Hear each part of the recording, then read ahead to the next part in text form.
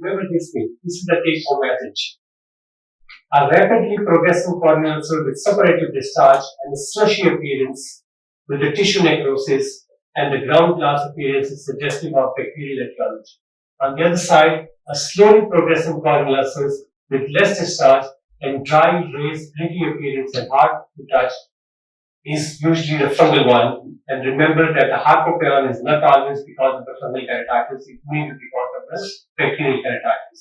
So when you've got that, remember the word slushy appearance. Slushy होता है वो slush जो पीते हैं वो ice से जो बनता है. So when it's got a wet appearance or a slushy appearance, that's normally the bacterial ulcer. When it's got a dry appearance, that's usually the fungal ulcer. Now, how to figure out the fungal ulcer? What you do is look at these signs. I mean, I can't actually tell you. Very clear photographs हैं. बड़े clear photographs हैं, लेकिन यहाँ पे कुछ नजर नहीं आ रहा है. This problem is system. पहले जो उसकी कर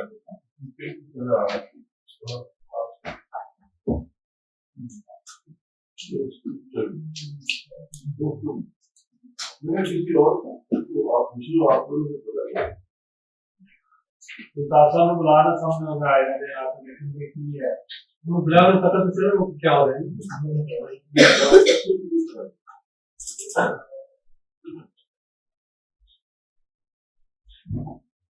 So when there is infiltrate means the ulcer is here, but it is infiltrating into the cornea, or it is progressing intrastromally into the cornea.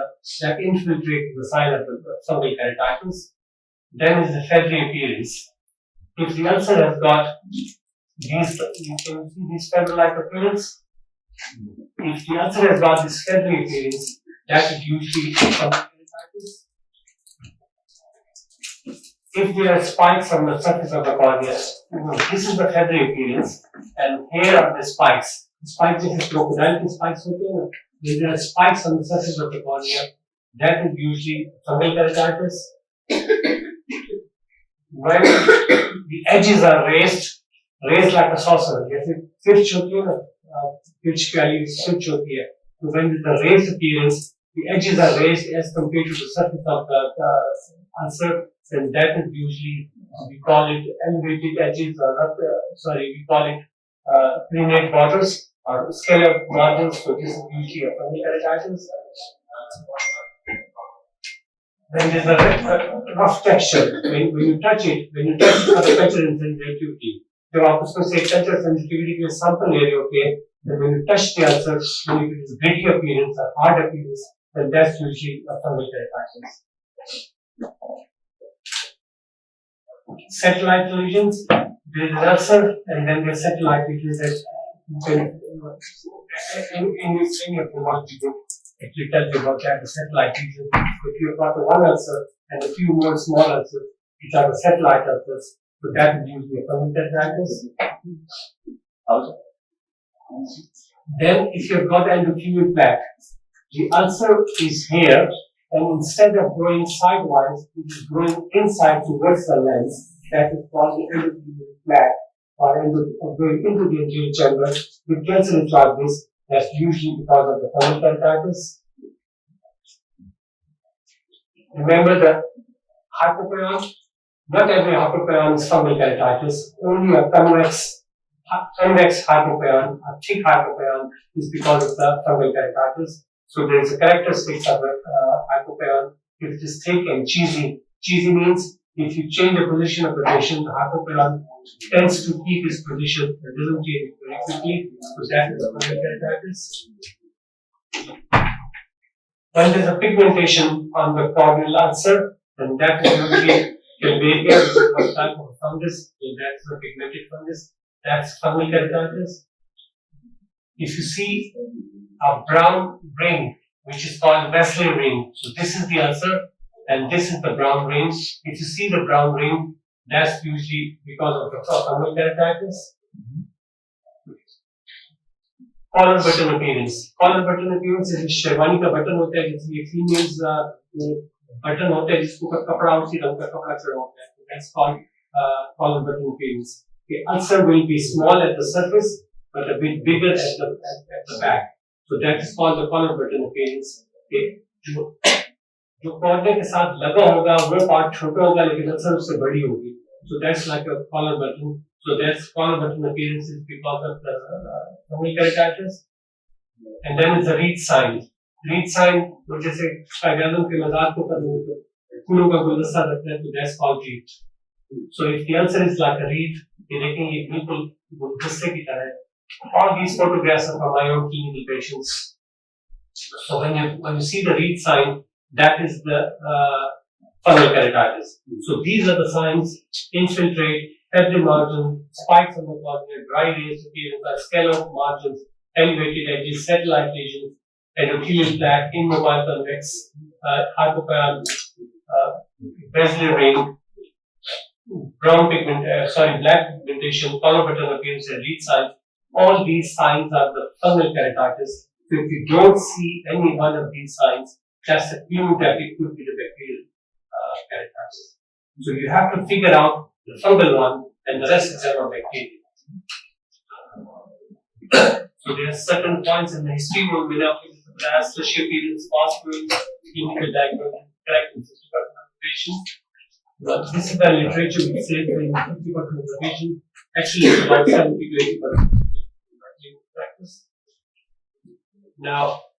Now you tell me, इनमें से कौन सी which one of the fungal and which one of the bacterial? कोई अभी याद है आपको? Central one is the reed sign. So this is the fungal. ये वाली क्या चीज है? Multiple है. Satellite agent. That's the fungal. ये वाली देखें, ये वाली convex hypopyon है. So that's the fungal. अब इन दोनों में से कोई भी sign नहीं है. So you cannot figure out it's a fungal. So this must be bacterial. तो ये वाले 3 fungal है, ये वाले 2 bacterial है. So just by looking at this few signs, taking a quick hard and fast rule is not that pneumonia, but it's clinically almost correct. So when you don't see these signs, that means it's the bacterial one. अब next task हमारा क्या है? The next task is majority of the ulcers are bacterial. So you have to figure out कि कौन सी bacterial है. क्या strap orris कर रहा है, स्ट्रेप कर रहा है, स्ट्रेप्टोकॉकस कर रहा है, न्यूमोकॉकस कर रहा है, सुडोमोनास है, प्रोटिस है. Now what are the signs for those now? So ये तो easy part था. This was easy part to distinguish between the bacterial and the fungal one. So I told you short history जो है that is the bacterial keratitis and slushy appearance. Slushy appearance means the wet appearance. वो discharge ज़्यादा होता है. Their bacteria and bacteria produce necrosis and pus. तो necrosis की वजह से एक तो infiltration होती है और necrosis होती है. दूसरा उसमें ये होता है कि because of the pus or because of the intense inflammatory reaction, there is a slushy appearance, there is a wet appearance.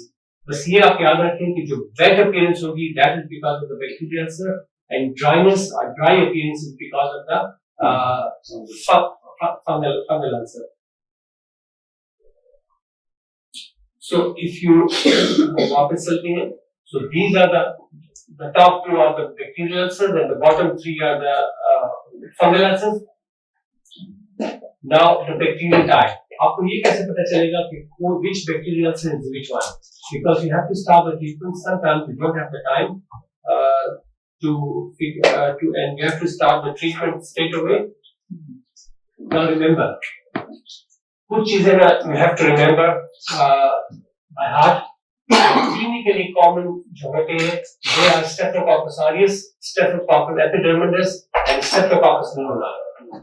These are the 3 which are clinically common because they live in the conjunctival sac. They live there, so they are easy to attack. They get easy to attack. And remember on the right side, Pseudomonas and Streptococcus pneumoniae, they have typical appearance. जैसे fungal keratitis की typical appearance थी ना, signs थे. इसी तरह Pseudomonas and Streptococcus, they have got typical appearance and typical signs which you just need to know. आपने देखे होंगे, आपने कभी ध्यान नहीं किया होगा.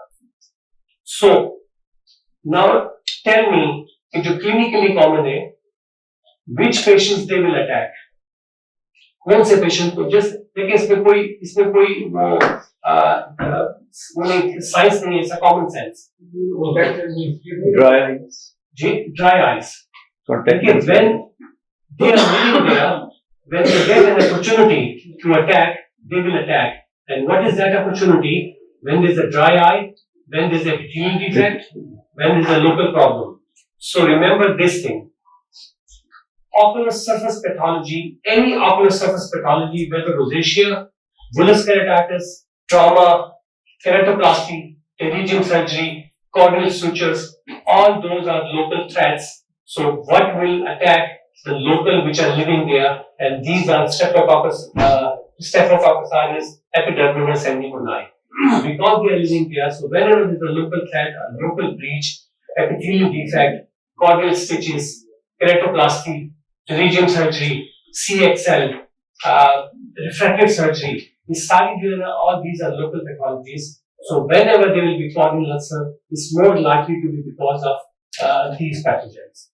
Okay? So ocular surface pathology and corneal procedures. All these are they affect the local defense mechanisms. When the local defense mechanisms are attacked, then these attack the cornea and make the ulcer. तो जब भी ocular surface pathology होगी, whether induced by surgeon or whether induced by disease में dry eye आ जाएगा, epithelial defect आ जाएगा, persistent epithelial defect आ जाएगा, bullous keratopathy आ जाएगा, rosacea आ जाएगा, truncate keratitis आ जाएगा, कोई और ulcer आ जाएगी. It is a fungal ulcer.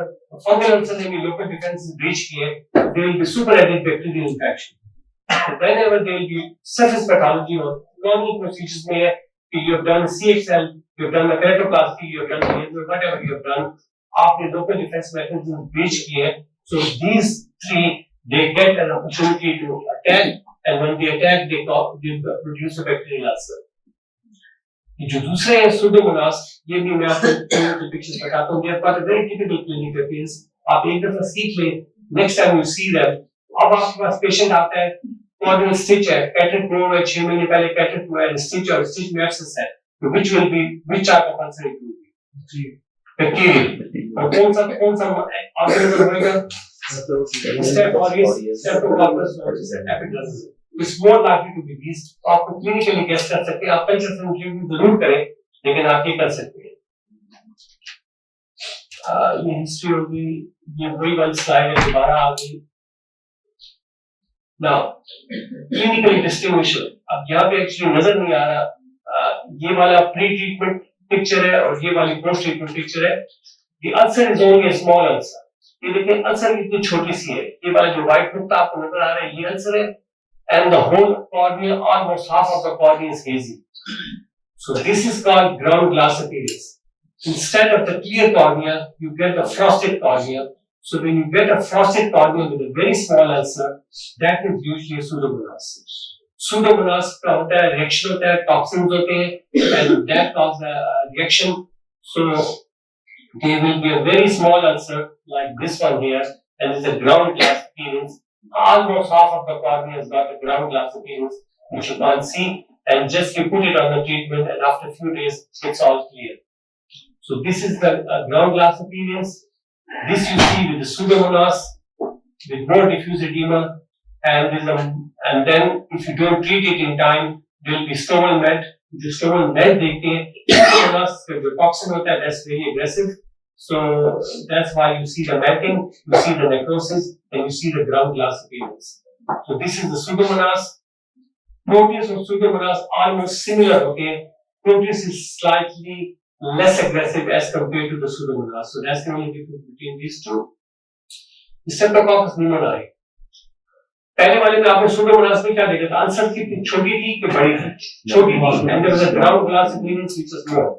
In this one, the ulcer will be bigger and the ground glass appearance will be less. So that is usually Streptococcus pneumoniae, and then you've got the second characteristics, the ulcer moves. There will be a healing edge and there will be a progressing edge. लेकिन यहाँ पे ulcer heal हो रही है और यहाँ पे ulcer progress कर रही है. So there will be a healing edge, which is this one, the tail of the ulcer.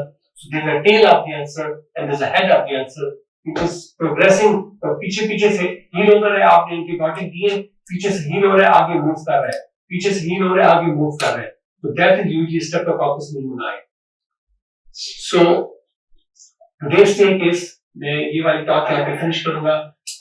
Today's take is you have to distinguish between the bacterial and fungal. You need to look for the signs for the fungal to figure out the fungal. जो बाकी की रह जाएंगी that will be bacterial, and among those, which is a small ulcer with a ground glass appearance, that is Pseudomonas arthropoeus. It is a healing edge. This is a healing edge and there is a progressing edge. So that's the Streptococcus pneumoniae, and all the other ulcers which attack breached epithelium, whether because of the disease or whether because of the surgical procedure, that's more likely to be Staph aureus, Staph epidermidis, and pseudomonas. And what we talk वो है लेकिन that takes time and slide and read करनी है. जब भी there will be fungal keratitis that will breach the local defense mechanism, so there will be a superadded bacterial infection. Okay. Time short है. मैं दूसरी अपनी talk को within 5 minutes I'll try to finish it ताकि मैं अपने time से cross न करूँ. Okay, even clinical diagnosis, but we do the lab diagnosis. Remember, मैंने इसमें ना anterior segment OCT, confocal microscopy या बाकी की investigation या measurement of या बाकी की चीजें मैंने नहीं रखी because the topic given to me was only the lab diagnosis. So I've stick to the lab diagnosis. Very simple होती है. You have to start the setup in your ward or in your department, and you have to train someone on that. You can remember common कौन से होते हैं? Streptococcus aureus, Streptococcus epidermidis और pneumoniae. तो ये वाले common होते हैं. तो look for these, और आपको ये याद रखना पड़ेगा कि these are the gram positive. तो ये याद रखें कि gram positive foci ये वाले देखिए. Then we go to and famous hospitals will organize work regarding RP screening and RP treatment, including a report discussing the RP progress on the national level by first Currently, Amir wants to do it before because he's got another presentation to start off. Correct. So, we're presenting our data from Shiva International Hospital, and it is from June 2021 to 2024. So, retinopathy, we know that there is a timely screening is important, and usually it happens either in NICU or it's in OPD. Some we do get external referrals as well, but mostly are already diagnosed cases of RP. So we want to look at prevalence and smear to RP among our newborn babies in Africa. So these are the key variables we all know that are very important, especially gestational age is important, birth weight is important, right time screening is very important. So we have total 558, 232 were just seen in NICU. If the patient were discharged early OPD, they were coming around 188, and between NICU and OPD, both tests we have seen 138. And we have 31 outside referrals. So gestational mean was around 32 weeks, and we had a range from 24 to 35. Mean birth weight was 1765, and the range was 600 grams to 2500 grams. And we followed the same criteria as Walpole and Pakistan, 230 grams weight-wise or less, or 35 weeks less. So if you look at the gestation, most of them were less than 32 weeks, and many were between 26 and 30 weeks, and the weight was less, 1500 grams. And we had other issues as well, that they were on oxygen support, ventilator, especially if they are in NICU. So we had 25 cases of RP. One baby had stage 1. Stage 2, there were 6 babies. 2 were in zone 1. Stage 3, 16 babies, 2 were in zone 1. And we had 2 babies who had stage 4A. There was luckily not from our data, there was no stage 5. So if you look at the ROP positive in babies, we can see 12 babies were less than equal to 28 weeks. 5 were between 29 to 32. But important thing is that 8 babies were 32 to 35. So that's, I think, important our criteria, what we're doing. So we need to screen, because internationally it's a different criteria, but if we don't follow our one, we can miss the babies.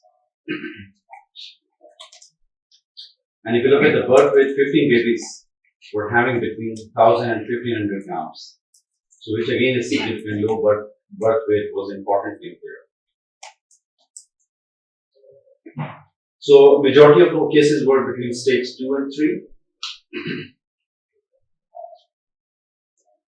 So prevalence was around 4.5% in our department. And luckily we didn't have any stage 5. So what treatment we did among these, in 9 babies we just observed and that just resolved. 6 babies had anti-VEGF injection initially, and later we did laser treatment. In 5 babies just alone injection responded to it and regressed very well. And 2 babies who had a stage 4 disease, we did in those cases. So look at the external referrals. So external referrals, if you look at the stage 5 NICU babies, which were referred to us, they were stage 5 too. And mostly these babies didn't have any screening at all. No screening of that time. It's really important that screening in clinical, and especially as we were talking earlier, the neonatologists should be refer or coordinate with their ophthalmologist. So that's from the international literature, what we do in some countries. So that's our prevalence. So it's difficult to get to tell what's the reason, but Bishop International is one of the leading hospitals. It's different from the government sector. Oxygen protocols are different. And government sector, we know that sometimes babies are sharing oxygen from the same source as well, which doesn't happen. Our neonatology is really giving blended oxygen there. And if you look at all the previous data, there were babies who were missed, they were not screened. We offered them screening, but unfortunately they didn't have. The good thing about this is that almost everyone had screening. They were given the leaflets, information, they were screened, or our people director was organizing their visits, and that worked very well. So regarding conclusions, I think screening protocols are important and that need to be implemented, and we need to pick up these babies who are at the risk of developing ROP. And timely screening is really important. So if you screen timely, there are less chances that we are going to make these babies blind. And regarding the external referrals, again, it's important. I think if our colleagues are referring, they need to refer timely. If they pick up something, and they need to explain, because what happens sometimes, they refer, but they don't stress the importance that how quickly they need to go. So parents don't realize it. They may come after 1-2 months, and unfortunately that's a long time. So I think, yeah, it's a preventable blindness, and we should all fight and try to save these babies' eyes. Thank you very much. Okay, thank you, Amar. It was a great presentation. My questions are like, are you using Then I observe on weekly basis and see how they're progressing. So if they're regressing, it's fine. I don't. Then you just watch them for a longer time. Luckily, so far not. That's a risk with.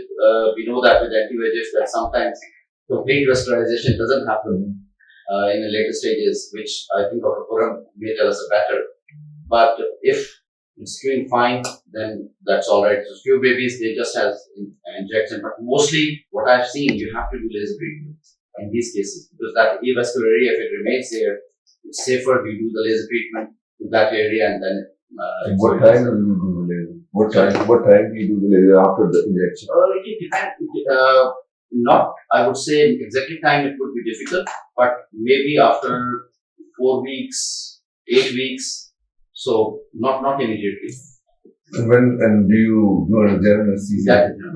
That is And your babies, you were saying that there were babies between 32 and 35 weeks. Were those babies which are referred out from Shifa? Or? that for our screening, and they picked up. They had a disease, either stage 2 or 3, but they were Because I think initial studies from ATU showed that if they had good control of oxygen, so you have blenders over there and everything. Yes. So even then, those babies are getting ROP. Yes. But when so if you look at the data, otherwise it shows their risk is higher. I don't know ATU, Arun will tell us better. But even the last time when we did, there wasn't, prevalence was very high. Even now, we have not much. But I remember my time going to Peshawar, and I think they showed me 4 babies for screening. Two of them were having advanced stage 3 disease. Yeah, because the question was if there's a highly, very advanced pediatric service over there in the hospital, still they're going up. Yeah, but it's not in stage 1, stage 2. It's not that definitely treatable disease, even though these are 2 to 35 weeks. Because they were saying that if you have good blenders and prevent major problems, then they should have less ROP. That was internationally what they were saying. So, my observation is that at NSUs like Shifa and ATU, sicker babies are coming. Babies of 24 weeks, 25 weeks, they're coming in, they're surviving. But they're being referred or no? They are being born. Yeah, some are born and some get referred. But as you have seen, up to 24 weeks, there was a survivor. I don't know what's in AKU, but up to 24 weeks. 24 weeks, 25 weeks, they are surviving. And unfortunately, our LSU should show that external intake is very limited. इसमें इसी से related एक सवाल दूसरा कर रहे थे मतलब कि how many babies they AKU Shifa high tech hospital public sector में तो काउंसलिंग पे करना अच्छा रहता है हमारे NSU की बेड्स का काउंट है दैट्स लाइक 28 बेड्स 38 बेड्स का ह्यूज पॉपुलेशन जिसको हमने करनी है मैं भी कर देता हूँ लेकिन एक पॉइंट रहेगा कोई बात नहीं थी जो 60 इतना मुश्किल हो रहा है आप जनरेट होने का इम्कान कितना जितने मर्जी अच्छा हो वहां पे भी सोचना पड़ जाता है कि कितना एरिया मारेगा उसके साथ क्या इसमें ऑप्टोसिस आर वेरी गुड ऑप्टोसिस में normally we wait till 55 weeks. And I go for laser age 55. तो लेकिन आप जीए में करते हैं हाँ पर लेकिन अगर आपने लोकल में कर रहे हैं आपका पॉइंट बहुत छोटा ही होगा काबू आता है तो वो काबू नहीं आता लेकिन वो इतना टाइम कंज्यूमिंग और अब वो इसके बाद somebody can try conscious sedation. Conscious sedation is a very safe midway between GA and otherwise. The baby is intubated, but the baby is awake. So baby's parameters are very well controlled. And but the baby is not. You need to have a set of steam around. So our PEDS NSU fellows, they are trained to give this. Yes, so they are always there. They're intubated sir, For laser. These babies are intubated. Yeah. अच्छा हमारे यहाँ sir they are giving the LME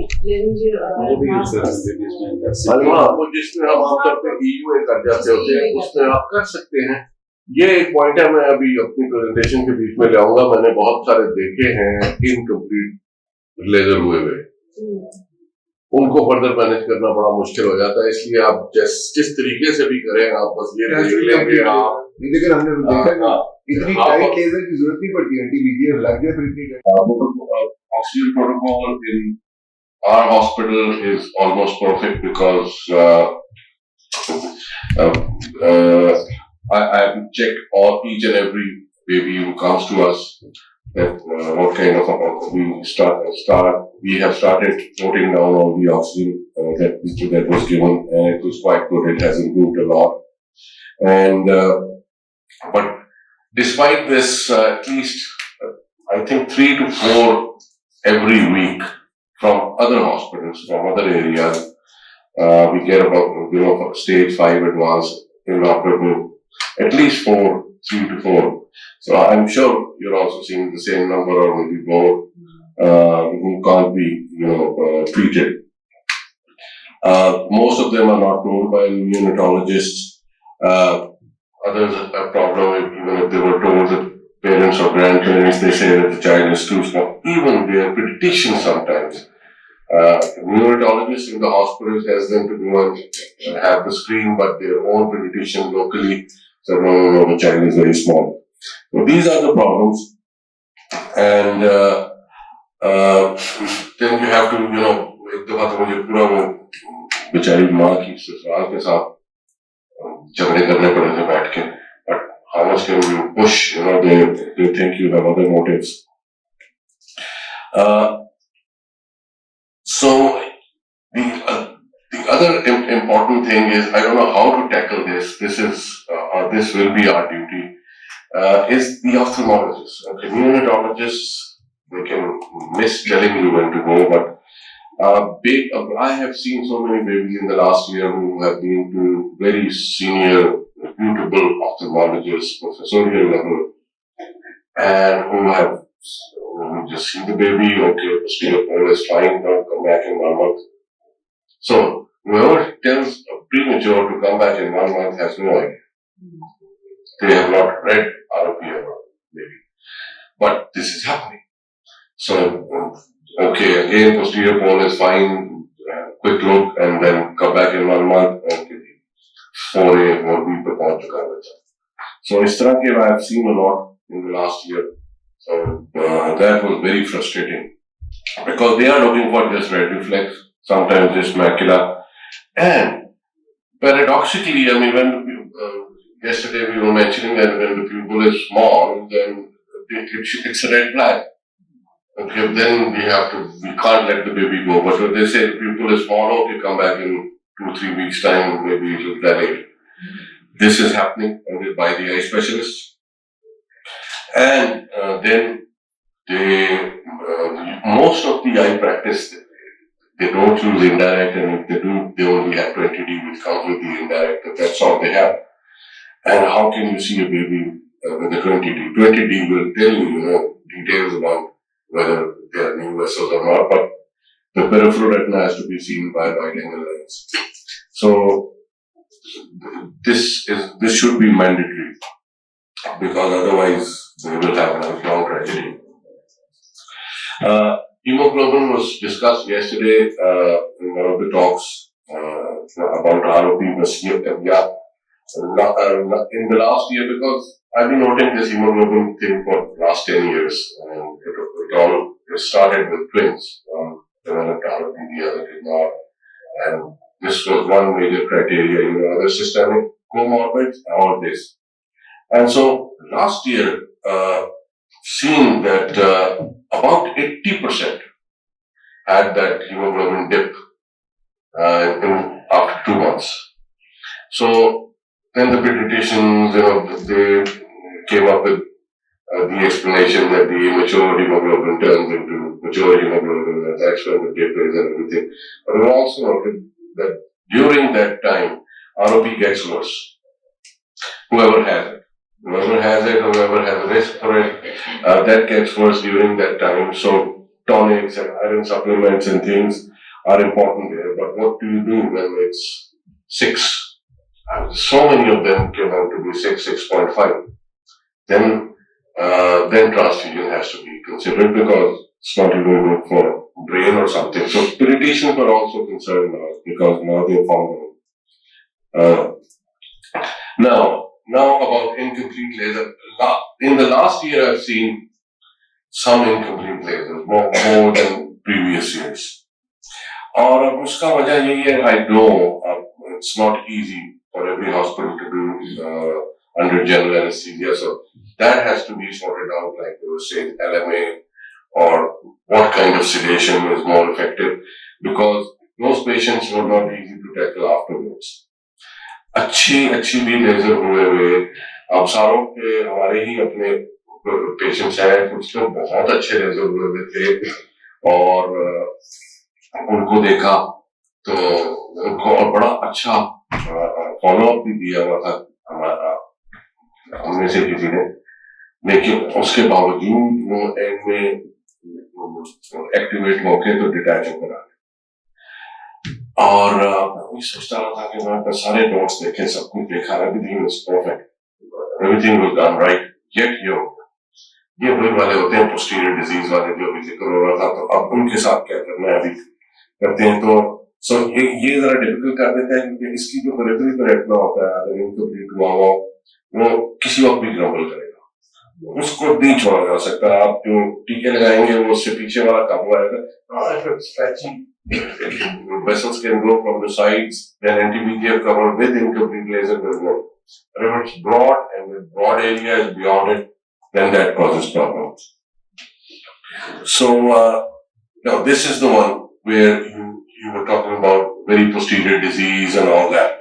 So, for those, obviously first line for less, I was getting half zone, not even zone 1 disease, half zone disease, aggressive, and one baby came in with, I think, 25 weeker or something. One came in a bit late, one had tractional macula was lifted up, and the other eye was very angry.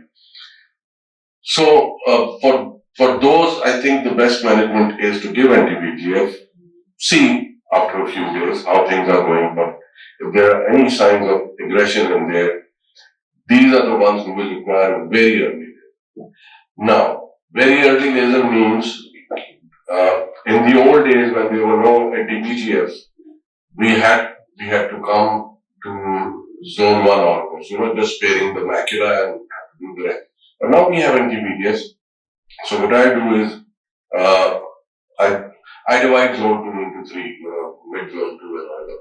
So till center of mid zone 2 to periphery. So full laser as if there was ROP, okay, and injection. So from zone 1 to half zone 2 is empty, but you don't want to do it because you want to give baby a chance. So, and I've seen that over time, that the eye settles down more, there's less chances of, because these patients can detach within days, and suddenly you see a TRD. So that won't happen because of the laser, and then the vessels will reach the laser and sometimes beyond the laser. So the eye settles down. There's one baby these days. I've done that, vessels have reached, everything is complete, and yet after 5-6 weeks of anti-VEGF, plus is starting. So I gave another anti-VEGF, and if that plus happens again, then I'll have to give a few more rows, repeat lasers. These are the only patients who require repeat lasers. Otherwise, if you do a proper laser first time around, it's a cure. And that is why we were thinking how long we should follow. In our guidelines, there's a follow-up recommendation after injection and all that. Fine. You can do that, but we don't have to do that. After injection, see after 3 days, and then see every month. The thing is, if after doing 4,000 or 5,000 babies, at least now we have this idea. And I've seen that, you give an injection is properly gone in, okay, fine, see after 1 week. After 1 week, if there is regression, everything is settling down, then you can give another 2 weeks. Give parents a break, give yourself a break, see other babies. Nothing is going to happen in that time. Unless it's a zone 1 disease or something, or very aggressive something. So, after 4 or 5 weeks, then you have to be very vigilant again, because then things can happen. Same with the laser. With the laser, if I was very happy with my laser, previously I used to see after 1 week, now I see after 2 weeks. And after 2 weeks, if there's enough laser, then I started seeing them after maybe 6 weeks. Now I don't even do that. So, I don't recommend that. You have to do your own laser, because laser has to be complete. If you have zero doubt about any missing area, then, I just call them and they're good there. And all of them are perfect. Never had any problem. Provided you're 100% sure about your laser. And you've seen once, So, the visits can be reduced if the laser is perfect. Okay. So if the disease is not, I mean, the disease, the active disease has regressed, but the vessels are not progressing from zone 1 disease. So when do you recommend we should go for laser? Okay. If it's zone 1 and disease has regressed, and then you keep following. Okay. If it's not aggressive, you keep following. The thing is, for all these where there are babies, like we're just talking, when do you do laser? You know, again, I think it's the age. Babies are difficult. If zone 3 is empty and vessels are around the zone 2 and there is no problem, we don't want to do laser unnecessarily. Everything is quiet, but I don't discharge them, without completing that area. So at 6 months age or 7 months age, when the baby is tough to examine, I do a bit of laser in that area, because especially for the last 2 years, because I started seeing 10 years old, 9 years old, 12 years old. So having problems from old immature retina, and history told us that it was ROP. The other eye is also deficient of vessels, and this one started having problems and traction and all that. And so, this can happen anytime. So there is no cutoff point. So my feeling is to do laser at the end. Now zone 1, if nothing progresses, again I would say okay, complete till mid zone 2, at least ablate the retina. It'll go till zone 2. Not seeing a single baby stopping at zone 1 and staying there for life.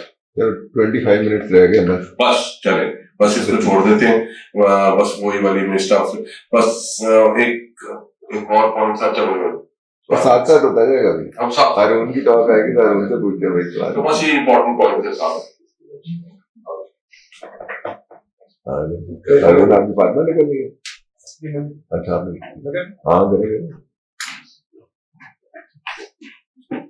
To my talk is not that long because I think Dr. Arun and Dr. Rahul have already emphasized on the critical points in a very nice manner. Just to get better at our practices.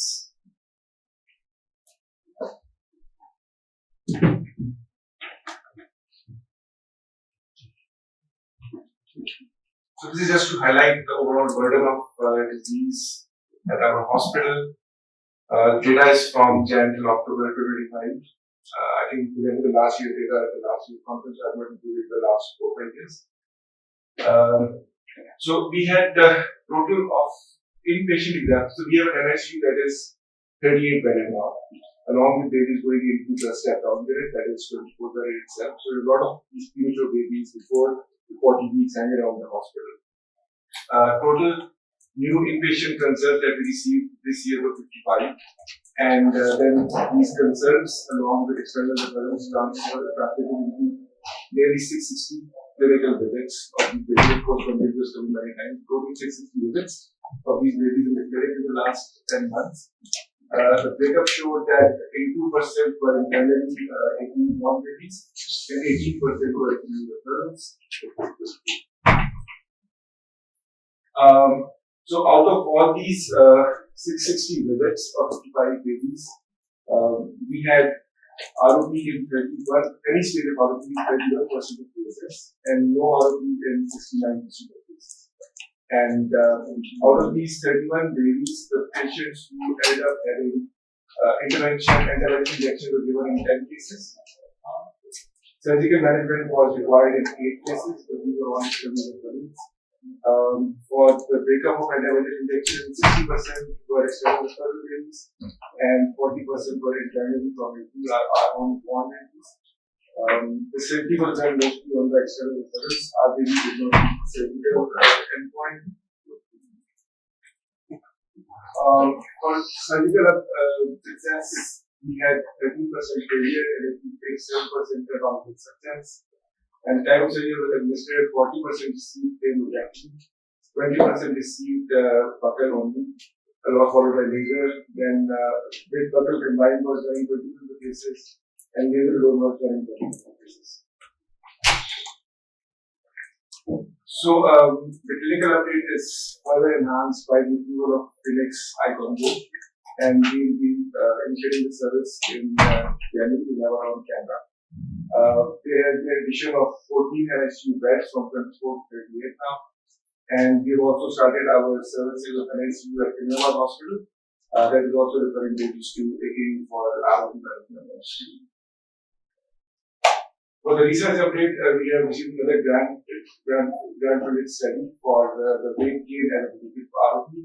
Previously performed a retrospective analysis, now we will do a prospective study. And we also conducted a study on the educational intervention for the parents and the impact of ROP compliance with the parents.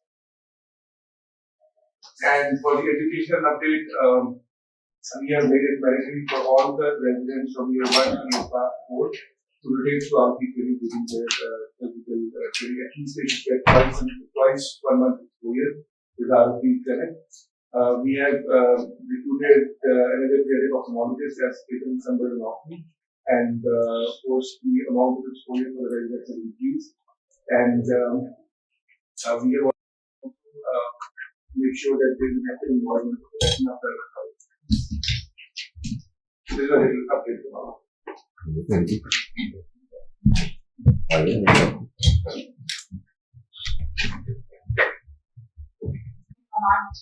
January 2025 to November 2025, because the last year that was presented last year. So the total enrolled patients from our hospital were 116, and the ones who completed the examination and were discharged were 53, and they come for some 36 came for initial follow-up, but they didn't come for the follow-ups, and 20 didn't come for follow-up at all, and 2 expired before examination. So outcomes are just that the developed any stage of ROP were 17 patients. Type 1 requiring treatment were 5 patients. Treatment given was in injection Avastin or anti-VEGF. So few were given Avastin or anti-VEGF in other hospitals, and we arrange ourselves. Then we have additional procedures for laser control of the patients. We do lasers under GA, and for that matter, we usually wait, follow the patient till we wait that the patient is safe for GA, because sometimes we have 2 patients, one of the 2 patients going to the ventilator, and then a long story started because the patient was not actually very fit for the anesthesia. So we wait, collaborate with the anesthesia team, and we wait till he or she is fit, and also we follow the patient definitely that we're not entering in very dangerous thing. So we have to wait, it's customized for every patient. So we cannot actually generate a generic formula that can be applied to the patient. Every patient we have to follow up. We have to formulate a formula that what suits that particular patient. Definitely. And 3 were referred for the laser from the outside the children's hospital. 8 presenters, unfortunately, stage 4 and 5, they were unable to do anything. There were 7 patients in the last 11 months. So the patient distribution, when we saw that we found that we had a clear dip of the patients coming in for examination in the 3rd quarter, that is around July and August. And when we looked into it, we found that at that time our coordinator, because we have a coordinator not from the hospital but who's been personally employed by our head of department. So he was not actually going to the NICU, or he was not emphasizing the time and the urgency of ROP examination. So in that period, we missed a few patients, and I think one patient reported to some other hospital for with a stage 5 disease, and that was really unfortunate for all of us. But the purpose of these meetings and these reports is actually to look into the problems that we are facing, or the loopholes to identify the loopholes, so actually we can meet with better prospects next year. So we changed the ROP coordinator, and then in Alhamdulillah, the next 2 months we had again we received nearly the same number of patients that we were receiving initially. So the reason I've already highlighted, and the few patients, whenever we find that the number of patients is coming less, or it's not, we should always, we do an audit at the end of every month almost, that how many patients are coming, are we getting the regular number of follow-ups, or there is, actually cross-check from the NICU team as well, that how the things are going on, and we have a meeting with the neurologist every month, or 6 weeks sometimes, in which we just recheck where we are lacking and what can we do better the next time.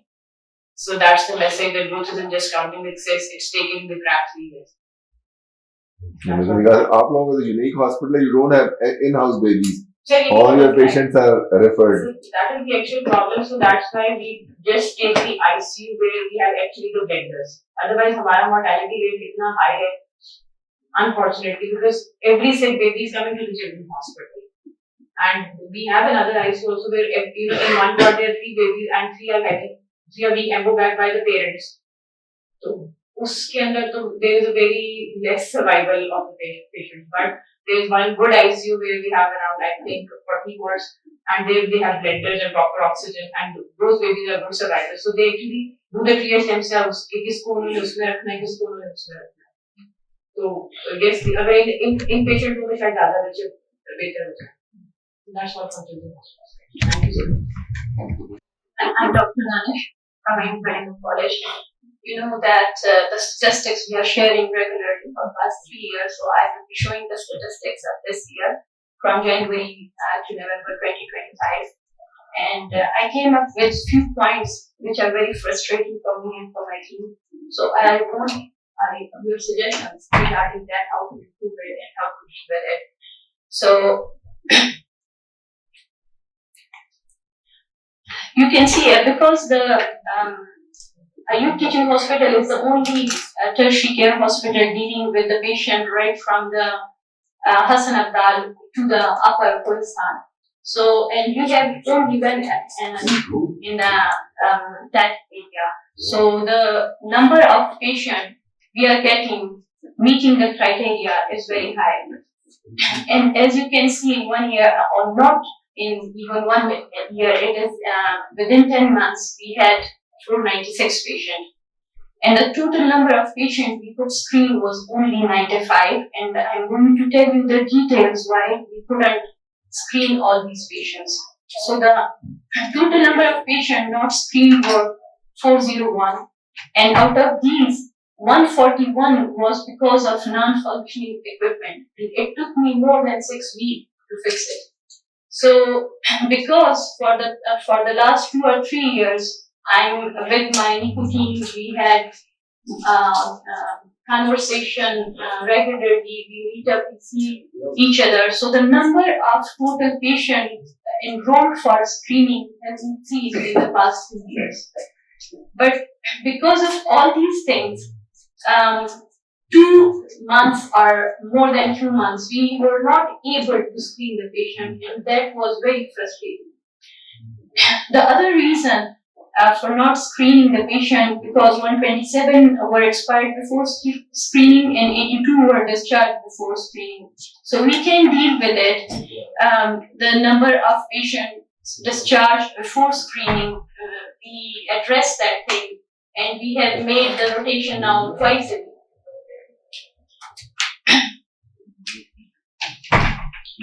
So this is the breakup of all patients from January to November.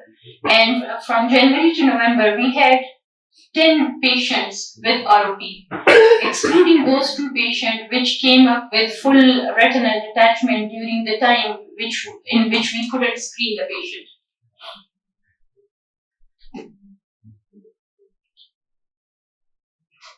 So I need your suggestion regarding that, how I can manage all these challenges. Because we are at the very preliminary stage. I am in the location in which the number of patients is very high. I'm doing all this on my own with no support from my administration or the hospitals.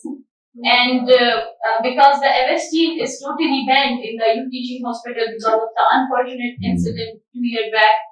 So for the lasers, I am referring the patient to the higher centers, Peshawar or Islamabad. But the screening like this, I'm not happy with this at all. Which equipment was breakdown? You meant which equipment broke down? Sir, the issue was that I had 2 indirect ophthalmoscopes and they were non-functional. So I couldn't make my team to work with that. Direct ophthalmoscopy से आपको पता है कोई फायदा ही नहीं है. हमारा जो NICU है वो हमारे अपने डिपार्टमेंट से बहुत डिस्टेंस पे है, तो हम रूटीन में ये करते हैं that we go every Saturday to screen all those patients जो कि register हुए थे. उसमें जो expire हो जाते हैं उनका हम data ले लेते हैं, जो कि पहले से discharge हो जाते हैं. तो discharges जो कि ज्यादा थी, नंबर था, उसको तो हमने इस तरह से एड्रेस किया कि हमने twice a week वहाँ पे जाना शुरू कर दिया. मगर more than 2 months जो है वो मुझे लगा, और even they don't allow me कि मैं उसको खुद अपने होम पे ठीक करवा सकूं. कह रहे थे गवर्नमेंट इक्विपमेंट है, you cannot do it on your own. तो आप अपना जा भी नहीं सकते, अपना ले जा भी नहीं. I don't know sir, indirect से मेरे पास है अपना था नहीं, to be very honest. अच्छा. मगर almost more than 6 weeks, 7 weeks, by the end of 7 weeks I had one of एक लो कॉस्ट बनाया एक बंदे ने, वो इंग्लैंड का है, वो जिसने आर्कलाइट बनाई, वो 100 पाउंड का बनाया, एक इंडायरेक्टर साथ वो भी आता है. That's another option. आया था इस बार, अगली बार आएगा मेरे ख्याल में कॉन्फ्रेंस में, तो उससे इंट्रोड्यूस कराएंगे. हाँ, तो दैट्स मैंने मतलब वायरलेस उसने बनाया हुआ, तो that is something which is interesting. Sir उसमें एक जो बल्ब थी उसको तो हमने वहीं पे एलईडी लाइट उसमें डाल दी थी ताकि वो जले नहीं, मगर उसकी जो विजिबिलिटी होती है वो वैसे नहीं होती है. वो तो जितने हैं वो यूज मिल जाते हैं. मेरा मतलब आपको 100,000 या 150,000 का मिल जाएगा इंडायरेक्ट यूज का. इंडायरेक्ट मुझे आप लोगों से ये सजेशंस चाहिए कि मैंने अपनी टीम के साथ भी डिस्कस किए. Do we need to talk with the administration? We should have नहीं, वो तो आप या तो PC1 लिखे और उसको नए परचेज के लिए. वो तो सर वो तो आपको पता है गवर्नमेंट उसमें तो बाकी उसमें ठीक कराना, उन्हें क्या पता लगना है इसमें आपने बल्ब चेंज कराया या क्या कराया, तो हो गया, ठीक हो गया, चल भी पड़ेगा. क्या जितना बताएंगे उतना मसला रहेगा कि हाँ जी मैंने ठीक कराना. अपने डिपार्टमेंट में कुछ फंड देते हैं या फार्मा वालों को इन्वॉल्व करते हैं. हाँ, उसमें इस तरह के छोटे मोटे काम ये 1 लाख 1.5 लाख ये तो यूज तो मिले. उस जगह पे वाकई वो नंबर ऑफ पेशेंट देखे आप उनके, जो तो बहुत काम करने की. किसी की रहेगी प्रेजेंटेशन. एक चीज आपका और है, आपको सारे पेशेंट 10 मिनट रहेंगे देखने पड़ते हैं या फॉलो अप आप अपने डिपार्टमेंट में देखते हैं. सर जो पहले जो हम जाते हैं और जो वीकली रजिस्टर्ड पेशेंट होते हैं वो तो हम वहाँ देखते हैं. फॉलो अप के लिए फिर वो हमारे पास अपने डिपार्टमेंट में आते हैं. हमारे डिपार्टमेंट में जो इंडायरेक्ट है दैट वाज फंक्शनल, मगर वो चूंकि आपका वॉल माउंटेड है तो उसको हम कैरी नहीं कर सकते. वो यही कहना चाहता कि जितने हो सके आप अपने डिपार्टमेंट में देखिए. इवन हमारा तो एक ही बिल्डिंग होते हुए हम बहुत ही कभी कभी होता है कि जो कहते हैं कि बेबी मूव नहीं कर सकता एनआईसीयू में, तो मैं वहां जाके देखता हूँ. और अदरवाइज तो अपने माइनर ओटी में बुलाते हैं सारे, क्योंकि आपका स्टाफ ट्रेंड होता है, उसमें कतरे भी वो ढंग से नहीं डाल सकते, आप लोग में ठीक डाल सकते हैं. सर उसको तो वो ऐसा कन्वेयर बेल्ट की तरह ना, आप 15 मिनट बच्चे 16 बच्चे देखते हैं और फिर इकट्ठे जाके थानों से फिर बात लोग देखते रहते हैं और बात कर लेते हैं. सफिशिएंट हो जाता है. अगली प्रेजेंटेशन कर ले, आजे हमने वो 10 मिनट रह गए, अगली पार्टी पहले आ गई मेरे ख्याल में. अभी लगता है ऐसे ही है लोग कैसे भी बैठे.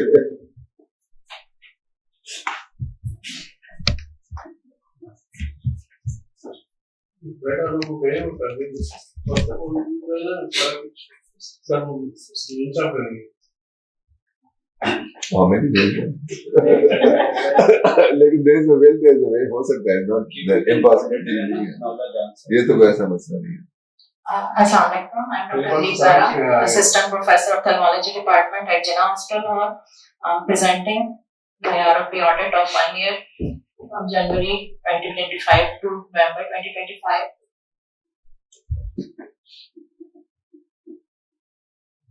Our screening criteria is 35 weeks or below, and the birth weight 2000 grams. We have a proper ROP team, which have a dedicated pediatric ophthalmologist. We have trained nursing staff. We have a proper ROP coordinator. We have BR team and neonatologist team support. We have all the equipments available with indirect ophthalmoscope, 28D length, 20D lens, sterilized baby eye speculums, indenters are available. Emergency trolley, oxygen cylinder, all available because we perform the ROP screening at our operation theatre. In which the anesthesia on date Wednesday when anesthesia team is available. Prerequisites: group counseling of parents about the disease process, awareness and examination, risk, treatment option, follow-up guidelines. Neonates are examined under topical anesthesia. We properly wrap the child in cotton sheets and then we screen the patient. Unfortunately, our operation theatre remained closed for 2 years, so we have to refer the cases for treatment to other hospitals, especially Mayo Hospital.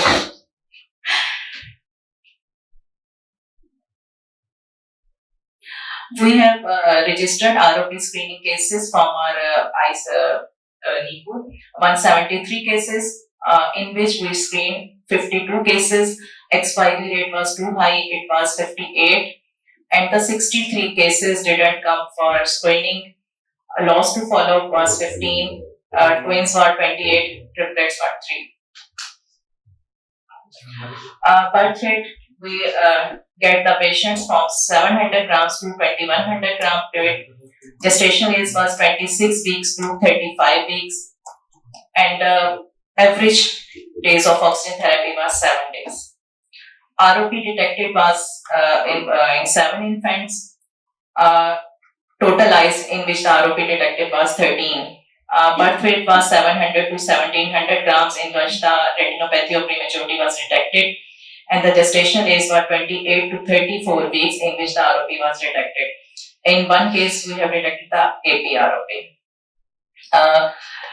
Patients which have the gestation age of 32 weeks or less, 5 patients developed the ROP, and the patients having more than 32 weeks, 2 patients. One was 32 weeker, one was 33 weeker, and one was 34 weeker child. One patient was observed. 9 eyes got anti-VEGFs and 7 eyes got laser. Surgery didn't perform in any case. Gaps identified in screening program. Late presentation stage 5 ROP directly enroll and manage at vitreoretinal clinic. Unavailable data on long-term follow-ups. Reason related to non-compliance of ROP screening. Babies expired after discharge. Very sick children, so parents refuse to come for screening. Belongs to other cities, peripheral cities, parents refuse, they didn't come for screening. Poor socioeconomic status. Few children were screened from other centers. When we call them and we talk them about the ROP screening, then they ask should they come to other hospitals. Then we ask them to come to go any other hospital and got ROP screening. So few children got ROP screening from other centers. Inaccurate contact numbers was provided from parents. Recommendations are proper ROP information leaflets to be distributed and NICU. ROP workshops for neonatology should be arranged. Displaying of screening criteria at NICU. Regular multidisciplinary meetings for updating knowledge of hospital staff and trainees. Social media ROP awareness campaigning. Updated ROP screening guidelines are known. Gestation is 36 weeks or less, birth weight 2000 gram or less, or other sick children. ये किसका ये आपका updated 36 weeks नहीं इसका जो अब ROP screening guidelines कल publish हुई बुकलेट वो अच्छा जो इन्होंने अच्छा यहाँ पे बनाया अच्छा वो किस बेसिस स्टडी के बेसिस पे बनाएंगे किस बेसिस पे बनाएंगे क्या चीज 36 वीक्स से आपकी प्रोपेरा अच्छा नहीं प्रोपेरा तो लेकिन वैसे कह रहा हूँ उसपे स्टडी के बेसिस पे बनाएंगे किस बेसिस पे किया नहीं वो उन्होंने प्रोपेरा कोई वो रिपोर्ट किया था उसमें 36 वीक्स 35